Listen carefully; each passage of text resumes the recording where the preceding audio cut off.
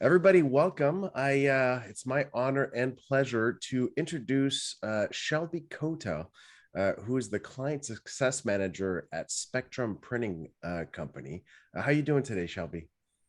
I'm doing good. How are you? I'm good. I'm good. Listen, we want to know about you. Tell us a little bit about yourself and Spectrum, the company you work with. A little bit about me. I have been in the printing industry for 1 month shy of 9 years. Wow. So I came into it straight out of high school, getting out of my high school job, and learned from my dad and then everybody else that was already at the company. Spectrum's been in business for 35 years, so we have grown with the industry and how the industry has changed. And yeah, I'm now the lead client success manager here at Spectrum. I've got a team of about 4 or 5 other CSMs, and we we kind of help get in all the orders, Yeah. sell for Spectrum. That's awesome. That's actually I could actually really relate to your story, Shelby. I also worked for my father for close to 17 years, and respect to you because I know it's not always as easy as everybody thinks it is. But you're telling me that you are a client success manager. What does that mean exactly? I like that term. I'm not really familiar with it. How do you describe your job? We wear many hats. So our structure is a little bit different than some other larger print shops in that we don't have outside salespeople. Mm-hmm. So basically, as a client success manager, we do it all. We do the sales. We're responsible for growing the new business, getting referrals, etc.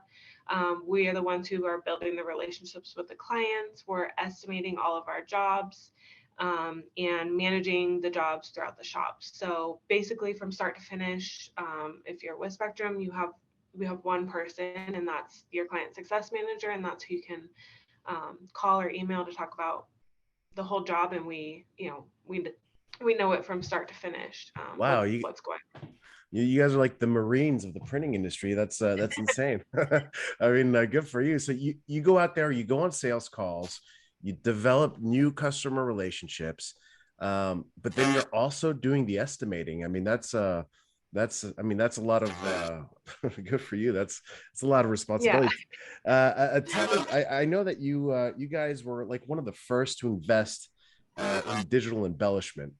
And I don't know, can you tell us a little bit more about what you guys are doing with the digital embellishment and maybe, I think a lot of people are interested, like what is that sales call like when you're sitting in front of a customer or a brand and you're trying to pitch them on digital embellishment? How does that go? So we were one of the first. When we got it, it was all very new. We were all kind of like, okay, cool, we have this new technology now.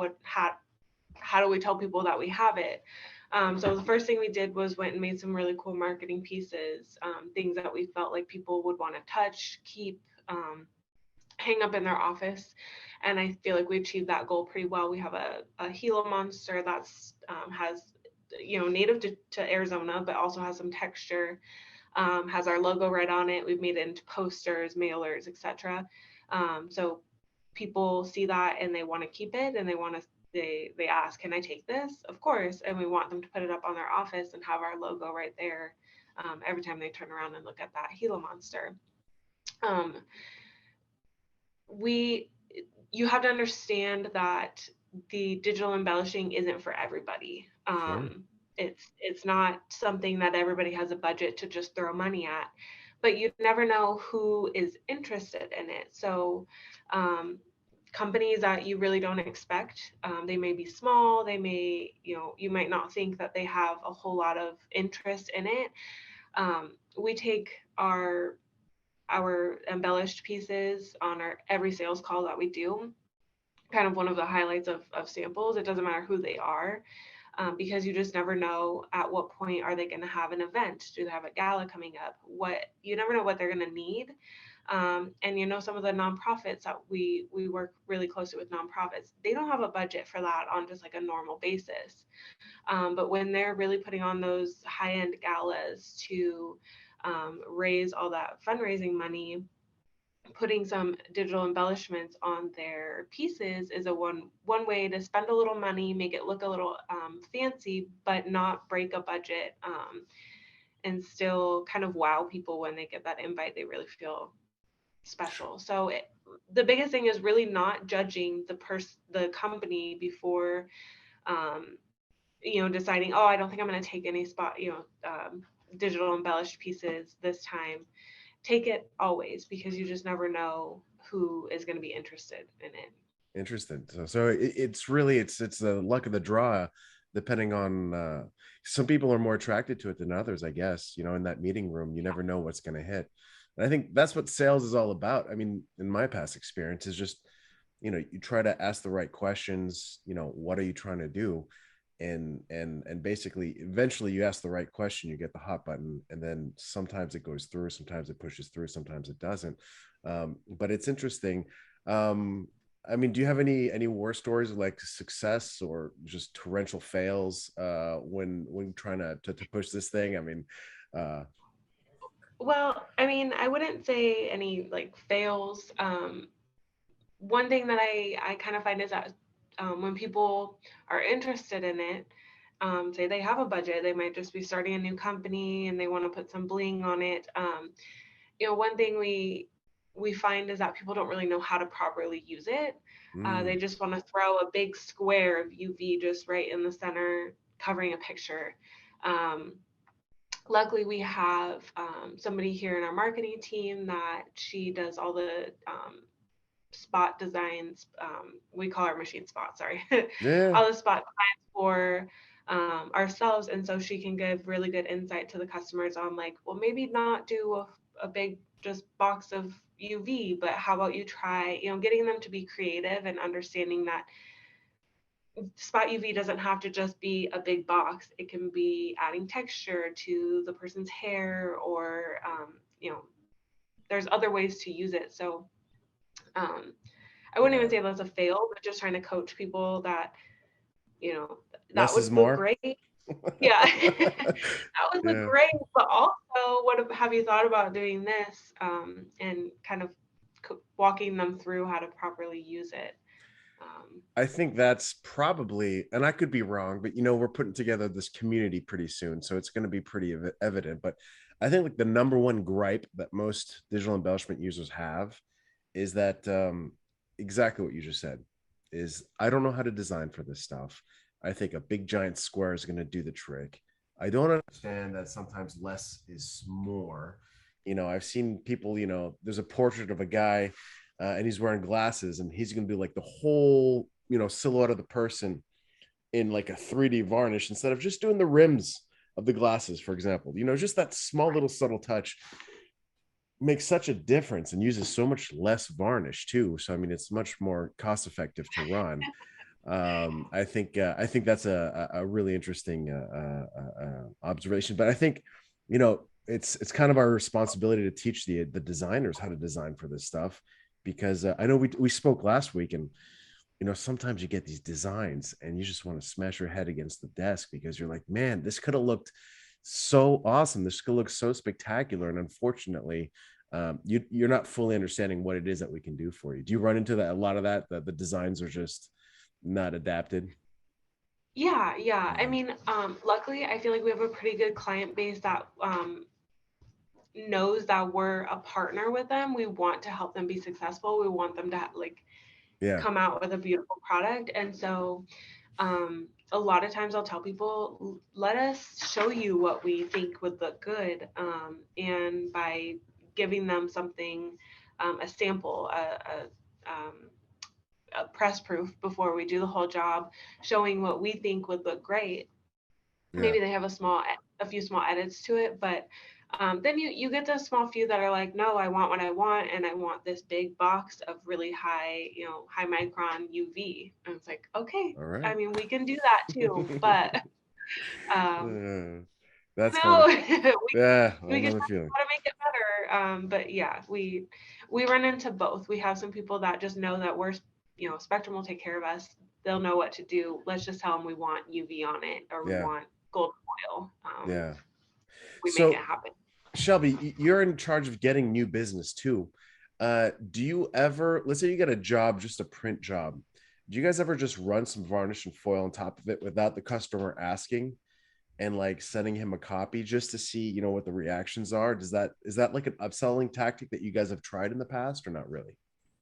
Um, I think we've dabbled in it a little bit. Yeah, It's definitely something that if we have the machine, already fired up running, right. why not? If we know that this piece, this brochure that this person is doing, would look really good, and we know that they're probably going to do it again, but we Yeah, know that if you added foil to that cover, it would look really great. yeah. It would just take the piece up. It's a great thing to do if you've already got the machine up and running, or just saving some the pieces to the side to say, hey, next time we get um, the machine up, let's try this, and this on these three pieces. So Yeah. uh, we don't do that too often, but it's an amazing idea because it gives you an excuse to go see the client, Right. get in front of them again, Yeah. and then also say, hey, did you know this is what we can make this piece also look like if you give Yeah. it a little bit more, Yeah. or That's even funny. for mailings, we've talked to customers to take you don't have to do the whole mail list. Take your top 5% people, your top donors, your top customer base, do something special for them, and then do the rest of the list in just regular printing, Mm. um, and to really make those people stand out from the crowd, and feel Segmentation. special. That's smart. Yep. Segmentation and segmenting your data is, and yeah, I love that idea. That's really, really creative. Tell me, you've run a lot of this stuff. You've been selling digital embellishment for, you said, how many years now? How long have you guys had the equipment? um 6. 6 years. I think we got it in 2015 ish. Okay, and you've been there since the beginning, right? Yeah. Yeah. So Yeah. you've got all the experience. Tell me, what's the funnest? What's your favorite job that you've run so far uh, at Spectrum? I have a couple. Okay, um, good. we have one of our local casinos, for a while, was doing some birthday postcards or birthday mailers, and they kind of went all out. They did rose gold foil, all on the same piece. They did this crackle ice foil, which when we could get it and when it was being made was probably my favorite. It was like a holographic, but not like overly holographic. Um, One of my favorite things to use ever. And they did uh, the variable names in foil. And Ooh, so that piece is one of my favorites just because it showcases a few different things that we do and do well. It's such a great piece to go out with. Here's something that you can do, names and variable with foil, but you couldn't do that before. What are you going to buy a die for every person's name? No, that's not that's practical. fun. So that's a fun piece that it looked amazing. And then to add in those extra pieces, and it sounds Yeah, like a lot, but it really wasn't. It was elegantly done, from a designer too, so they understood wow. how to use it properly. Did you guys have to coach that designer, or had they done it with you guys before? Or They had used it a little bit before. They didn't really need any coaching, surprisingly. So they kind of just took it and ran with it and told us exactly what they wanted. Now we gave some coaching on um, the colors, like what mm-hmm. we thought would look best, gold here, but Yeah, also like the instead of holographic, what about this cracked ice? I don't know the official word for it, but this cracked ice holographic looking, and they really liked that. And I think it also had spot UV on it too. So yeah. this is kind of a Ooh, little sample of the piece. That's the yeah. it's hard to get in that No, I see picture, but it. It's got variable um, data up there. yeah, yeah. And Yeah. then the other side Oh has wow. this is a cracked ice. So it's white, but it Yeah. still gives like a little shimmer to it. Wow. Amazing. Did you ever play around with the transparent one? The ones, I don't know if that's what cracked ice is, but there's like these see-through ones where it's like a clear foil, but it's got like a glimmer of holographic pattern inside it. Yeah, Is that that's it? exactly what this is. Yeah. And it's one of Oh my yeah. favorite, but I think we couldn't find anybody that made it anymore, if I'm not mistaken. Yeah. Um, we were buying rolls, and then all of a sudden they're like, yeah, that's like our last roll that Really? we've Oh, well, producing. So maybe I'll see this video and have to make some more. If enough people get behind it, that would be it'll, great. yeah, yeah. Well, I love that. Honestly, I remember when I was back with MGI, one of our techs did this eagle. It was like this Chinese eagle. It was phenomenal looking, and that's when we discovered this cracked ice thing, and we just lost our minds because it was just absolutely beautiful. And it's the kind of Yeah. stuff that I'd bring home to my kids, and my kid's like 6 years old. What does he know about printing? And he'd be like, yeah, he put up in his room. I'm like, that's meaning something. If a 6-year-old, instead of looking at YouTube and trying to grab my screen, my phone, is putting this Right. up in his room, it's probably a good sign. So Yeah, exactly. okay, Exactly. so the selling part and the marketing part, a very exciting conversation. Tell me more about like estimating. For you, what is like the biggest challenge when it comes to estimating for digital embellishment? Biggest challenge I would say is the fact that a lot of our clients are coming to us with ideas and not actually something, to show us. And so you're basing it off of somebody's vision that they have in their mind, not actually designed. So um, I guess estimating could work a few different ways. We base all of our prices off of the percentage of the coverage on the sheet, Hmm. and so we kind of have to go on a whim and let the client know that these are all estimates until we see your final art. I estimated high. I try to estimate high on everything because I want to go back and say, Smart. hey, here's it's Yeah. not going to cost you as much because of this, instead of having to go back and say, guess what is higher. Nobody wants that So conversation. exactly. So we estimate high, based on the percentage, and I think we've got it down pretty well. Although we all do our own estimates, only a handful of people are actually doing the spot UV and foil Right. estimates, just so that we don't have too many inconsistencies. We can keep it pretty consistent. So Well, that's a smart that would, tactic. yeah, that would be my biggest struggle. Is just that sometimes we don't actually have anything to see. Um,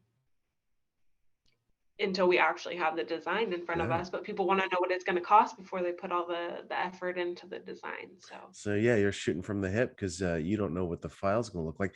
So percentage wise is one thing, but I think another thing too is a thickness of the varnish that you put down.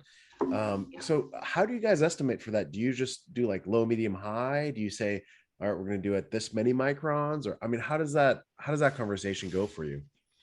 we do exactly low, medium, high, and we we don't come across too many people wanting that really thick, like the really 3D kind Yeah, of effect. yeah, Um, Most people are just going based off of what we think is going to look good. They're leaving it kind of up to us. So we do estimate low, medium, high, and to kind of ballpark it, I would go medium just yeah. to be on the safe side, knowing that it's probably going to fall within our low range, but that we're still covered. Sure, sure. That's really. Do you have any like underrated tools that you use that are kind of indispensable for your job now? Is there anything that you found that's really something like your go-to? Um, Other than our estimating calculator for, specifically for our spot, our embellished Yeah, stuff, not really. I have some things that I think would be like, it would be great if we could show digitally what, foil and UV would look like on the piece without actually having to print out a piece. Although people want to feel it and they want to see it, but there's times when I feel like if only there was some software out there that could show the foil in a PDF without being like everything in pink, no kidding. is where your foil is going to be. So that you think like a pre-visualizer where you could just put in the PDF and it would automatically do it for you, you think could be a helpful tool to sell? Yeah, yeah. Okay. I think it could be a helpful tool across. I mean, even just for standard foil, because you can't. Or even Um, just for print too. I mean, right, yeah, right. yeah. You can't Okay. tell people what a foil die is going to look like until you actually purchase a foil and run a sheet through your letterpress. So Okay. Um, That's interesting. Well, you know what, Shelby? I think I know a guy that's going to hook you up. So we'll talk about it afterwards, but I think I might have something for you that I think would be helpful. So I'll let you know, and it could be interesting. Listen, if you can ask any other Jet Varnish users, their client managers, one question. So it could be on the sales side, it could be on the estimating side, it could be on the market development side. I feel like you're doing a lot of marketing as well. What would you want to know? What would you ask them? I guess I would want to know what their key market for digital embellishment is. Like what, we have our clients that we know are pretty consistent using it. What is your client base that you're pretty consistent? Is it the dispensary industry like we were talking about Oh last yeah, last week? I mean, what is that market that you really can sell this easily in? That's kind of for what I sure, would like to know. for sure. So the verticals I think is an important one, and obviously some verticals lend itself to this kind of work. Very very good. Um, okay, so Shelby, a couple of last questions for you. Um, you're kind of like the first interview we're doing on this community, this Jet Varnish community. Um, what do you think would make a successful community in the digital embellishment world? Like, what would make you go onto the website, or make you engage with the other users on a regular basis?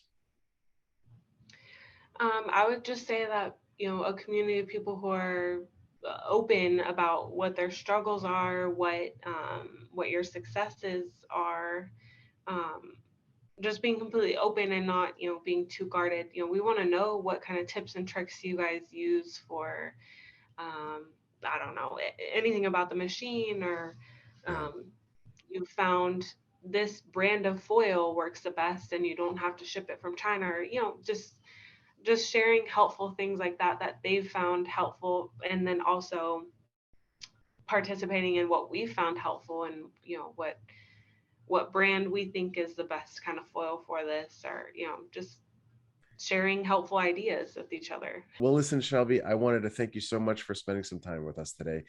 Is there Yeah. anything else, any parting words that you'd like to tell the community as we start putting this thing together? No, I No? don't. I think it can be exciting, so I'm looking forward to what you create. Yeah, well, I'm looking forward to seeing what you create. Don't hesitate to share that stuff on social media. You guys are doing phenomenal work when you can, and I know, like that's one of the challenges is that you can't always share what you do because it's not technically yours, right? The customer might get mad, Right. but I got to tell you, man, some of these pictures that are showing itself on social media is just absolutely mind-boggling. The work that's being done. So keep up the great Oh, work, Shelby. Thank you very much for your time. Thank you, Spectrum, for being such an early adopter in the digital embellishment game. And we look forward to exchanging with you in the JetForce community. absolutely, absolutely. Same.